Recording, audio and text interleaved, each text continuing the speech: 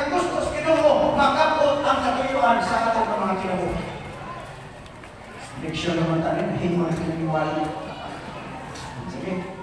Karon, dinidimatan, ato tas Babylon. Kanang Babylon nga mga kaisunan, nagsimbolo na o bakat nga pagtulungan. Uspo na ko.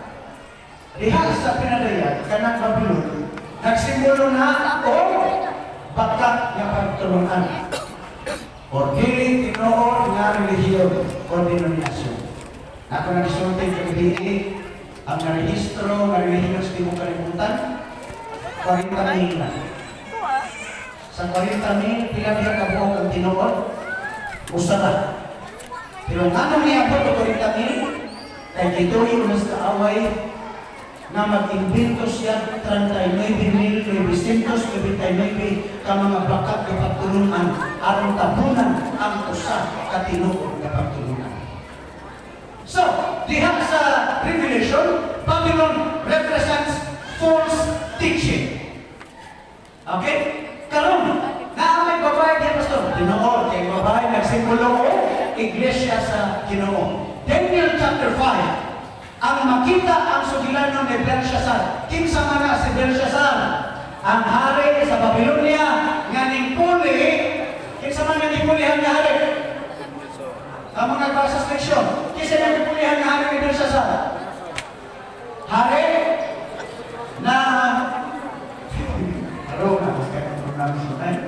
Naabot ba kayo in-apply ko ano ba? Kanang in-apply siya kliman, ito mas bate. Kung nga, 85 anyos na magkatay, magliman pa ka. Tsaka ako, pastor, kayo ganang ka magigumubuhas kino.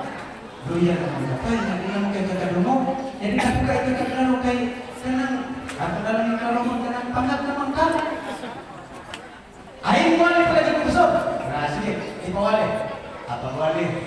Mga tuunan.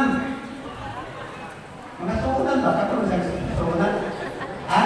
Mga kaisuunan. Kaya pa kayo naman lagi. Mga tuunan. Dito sa Polonia. Ha? Polonia ba? Babylonia. Oh. Ni Hati Bunodor. Bunodor. Mga tuunan. Pag-pronounce. Nabucodonosor. Yes. Siya ang hari mga kaisunan. And next to him is Belshazzar. Kato si Nabucodonosor. Nagsugod ko siyang pagkahanip na may pagkaarugante. Pero gibagyong sa Ginoo, napagpapayan din yung batasan kung nakabig siya. And he lasted his life. He died his life surrendering to the presence of God. Pindot, yung kinabuhi. Yung ilas sa Ginoo. And here comes Belshazzar. Iyang ginugon, Belshazzar. Mag-amping ka. Kanang mga Budiyo nga naa sa atong hinharian, ilabi na nas Daniel, ug ang iyang mga kaubanan magpantay ka. Kay kanang Ginoo nga ilang gisimbag kalagaran, hilabihan kita ka makagagahon. Di na nato puli mayang maayamaan, muna magpantay ka.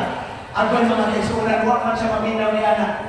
Anang gabiuna, nagpatuyang sila, inom, parte, sayaw mga kaisunan, kaon, wala sige. Kaya naguna-kuna sila, kiming Babylonia. Dili ning mapildi kay hilabihan kabaga sa atong pader. Pili pag yung taasa, walay mga naso din sa atong palibot na sarang makasugaton sa pagsulong aning Babylonia.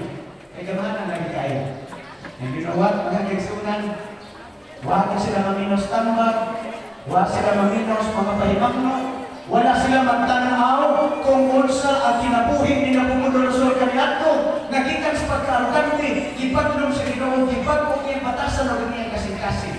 Wala naminaw, kisalipay ang Diyos, wala dito sa Diyos mga kaisunan, anang nagiguna, samtang nalinaw sila sa kalingawan, kailan gihimo, pag inom-inom o kaon mga kaisunan, sa hilom na paati, ang ilang kaaway, dito di ay, sa sapa, minsan mga kaisunan, o ang sapa, gipatimas, yung sapa, dito man nag-agis pader. Kung muna ang ilang pader mga kaisunan, pader na sa ilaw dito nag-agi ang sapa. Di man makaagi sila.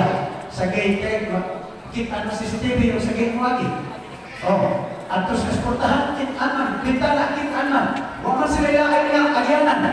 Dito sila, sa ang sapa, na nag-agi sa ilaw sa tulay. Ang ihimo mga kaisunan, ilang di-divert ang Ha? O, dili ang sapa ang gilay-wet ang tubig. Gilay-wet ang tubig. So, di hubas. Paghubas, katong laon nga dito ang tubig sa sapa. Nakimo kong bakante. Nangamang mga kaisunan ang mga sundalo sa Minis o sa Persia. Nanulog dito o wala sila makabantay. Kay naaman sila sa ilang kalipay. Wala sila makabantay. Nagisulong na nila sila sa ilang kaaway. Mauna magbantay ka mga kaisunan. Kay basin, nalingaw na taniya sa kalibutan. Kung sa ato mapalibot, kung yung wata mga bantay, muabot ang Ginoo sa adlaw, mawala nato ginahog, kung yung naapata sa kalipay, sa kalibutan, kung naapata sa sala, mawala pa nato mapakainay pa sa ilo, nagtos Ginoo mga kaisunan. And this is a warning natin tanan. Doon ay mga kagrupos mga tao ni Bari sa Diyos. Katong mga taga-Ninevites, na ginosol, nanayo pa sa ilo, ginawa sa Ginoo. Ang mga taga-Babylon, sila ni Belshazzar, walang maminaw sa tambang, walang maminaw sa walay mga kaisunan, na abtan sa hikayon, gisakop sila, o wa makabantay, wala mga hinungsol, wala mga tugyan sa Ginoo, o kipildi sila sa ilang kaaway. Nga naman, kay gisalikway ang Diyos o itong pa. Higala, mintras may higayon pa, atong pahimus namin, na seryosohon ang atong pag-alaga sa Ginoo. Mintras kung napahitigayon, atong tinodon niya atong pakigsaan sa Diyos, anong sili, mahimong sorpresa ang pagbalik sa Ginoo. O gani, mahimong ka ng usang kadakong kalipay. Ang pagsugat sa Diyos, kung naandam kita, alam niya nga andam. Sorry kaya, leksyon na kung ako na lang yung diwali, kinaamon ko tayo mga higala ko na leksyon. Dahil salamat sa inyong pagpaminaw, may ubuntag ka na